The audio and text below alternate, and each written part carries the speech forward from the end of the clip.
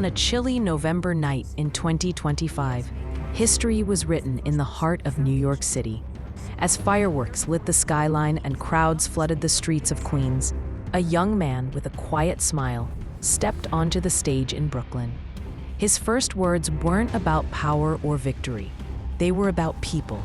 He said, "New York will remain a city of immigrants, led by an immigrant." That man, Zohran Mamdani, just became the first Muslim mayor, the first South Asian mayor, and one of the youngest ever to lead America's largest city, from Uganda to Queens, from housing councilor to city hall. This is the story of how a 34-year-old democratic socialist defied the odds, defeated a political giant, and won the hearts of millions. And now, how he plans to reshape New York City from the ground up. Zohran Mamdani's story begins far from the skyscrapers of Manhattan, in Kampala, Uganda. Born to Indian parents who'd migrated from East Africa, Zohran spent his early childhood surrounded by warmth, color, and community. When he was just 7 years old, his family packed their dreams and moved to New York City. His father, Mahmoud Mamdani, a world-renowned academic. His mother, MayorIn, the acclaimed filmmaker behind Monsoon Wedding. But Zohran's life was far from the red carpet. Growing up in Queens, he saw what it meant to struggle. Friends losing homes, cab drivers drowning in debt, neighbors choosing between rent and food. Those streets shaped him, and so did a deep belief that government should serve the working class, not the wealthy few. He once said, "Politics isn't about power, it's about protection." That became the foundation of everything he stood for. In 2020, Zohran took his first leap into politics, running for the New York State Assembly in Queens. He was young, unknown, and challenging the establishment. But with a message of hope, rent justice, and free public transit, he knocked on thousands of doors, literally, until he won. That victory wasn't just a seat in the assembly, it was a signal. Ordinary people could win too. Over the next 4 years, he became a rising star of the progressive left, pushing for fare free buses, public banking, and stronger tenant protections. He spoke openly about being Muslim, about immigrant pride, and about fighting Islamophobia after 9/11. To many young voters, he wasn't a politician, he was one of them. When 2025 rolled around, few expected what came next. Zohran Mamdani announced he was running for mayor of New York City. His opponents laughed. The headlines called him a dreamer. After all, his main challenger was former Governor Andrew Cuomo, a political powerhouse with decades of experience and deep pockets. But Mamdani had something money couldn't buy: people. A movement of renters, cab drivers, students, and activists who believed in his promise. "We can make New York affordable again." His campaign rejected corporate cash, raising over $10 million from small donors. TikToks went viral, block parties turned into rallies. He walked entire boroughs on foot, listening to stories, not speeches. And slowly, his message started resonating. By Election Day, November 4th, 2025, the impossible happened. Zohran Mamdani won the New York City mayoral race with 51% of the vote in ranked choice counting.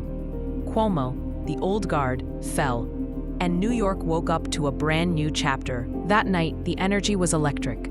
Mamdani stood before a roaring crowd of thousands, families, cabbies, students, elders, faces glowing with pride.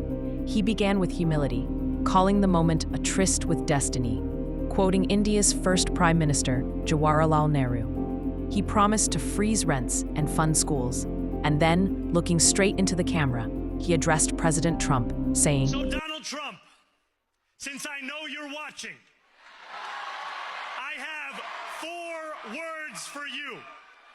Turn the volume up."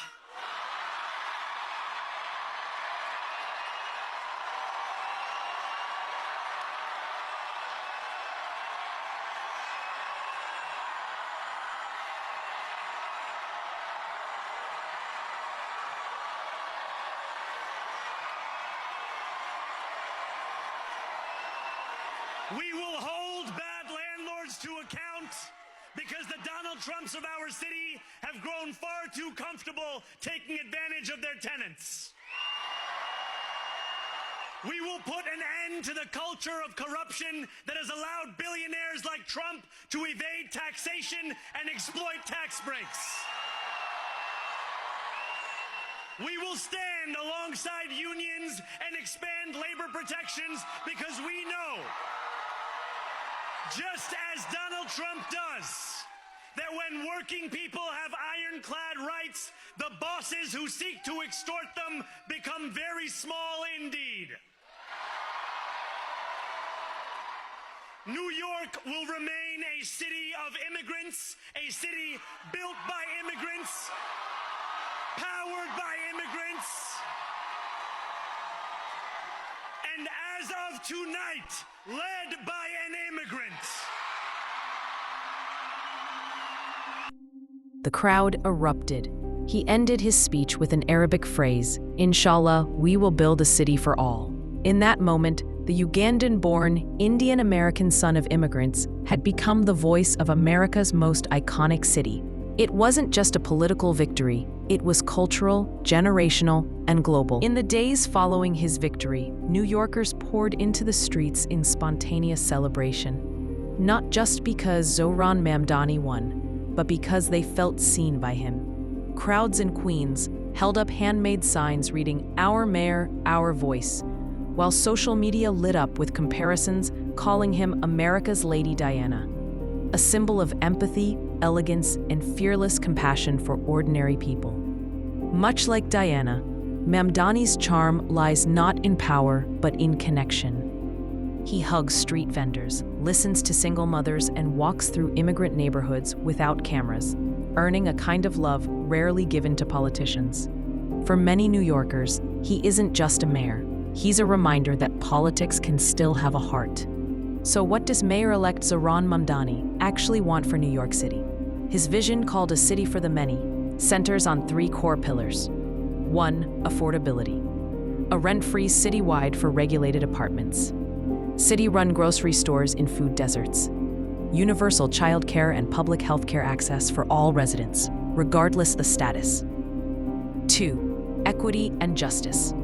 Shift police funding toward unarmed community responders in subways and mental health emergencies. Establish a city office for LGBTQIA+ inclusion and immigrant rights. Ensure public schools reflect the city's diversity, not its inequality. 3. Climate and infrastructure. Convert 500 public schools to clean energy standards. Expand bike lanes, electric buses, and car-free downtown zones. Make public transit completely fare-free by 2030.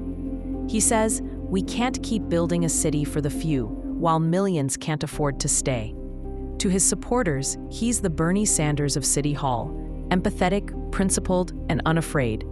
To his critics, he's risky, too bold, too socialist. But love him or hate him, everyone agrees.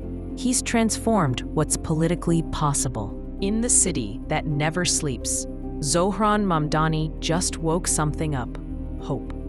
Hope that government can serve the people again. Hope that a kid from Kampala, raised in Queens, can rewrite what leadership looks like.